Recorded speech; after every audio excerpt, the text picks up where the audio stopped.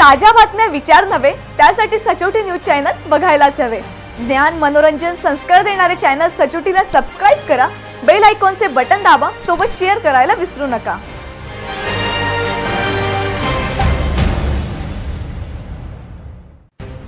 शैक्षणिक संस्थांमध्ये वाढत चाललेल्या मनमानी कारभार, भ्रष्टाचार आणि कर्मचाऱ्यांवरील अन्यायाच्या पार्श्वभूमीवर अन्यायग्रस्त शिक्षक व शिक्षकेतर कर्मचाऱ्यांसाठी आता एक महत्त्वाचा आधार पुढे आला आहे।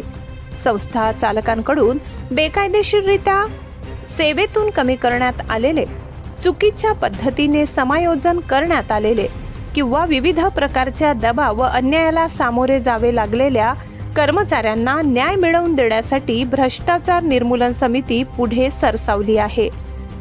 अनेक खाजगी शैक्षणिक संस्थांमध्ये नियमांचे पालन न करता मनमानी निर्णय घेतले जात असल्याच्या तक्रारी सातत्याने समोर येत आहेत।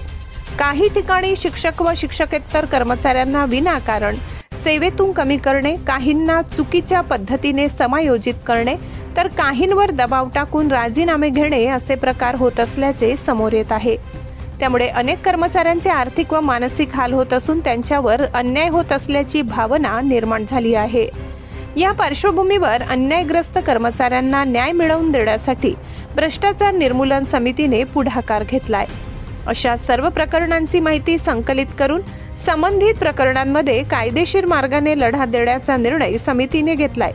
संस्था चालकांकडून होणाऱ्या बेकायदेशीर कारभाराला आळा घालण्यासाठी आणि संबंधितांना जबाबदार धरण्यासाठी आवश्यक ती कायदेशीर पावले उचलली जाणार असल्याचे समितीच्या पदाधिकाऱ्यांनी स्पष्ट केले आहे।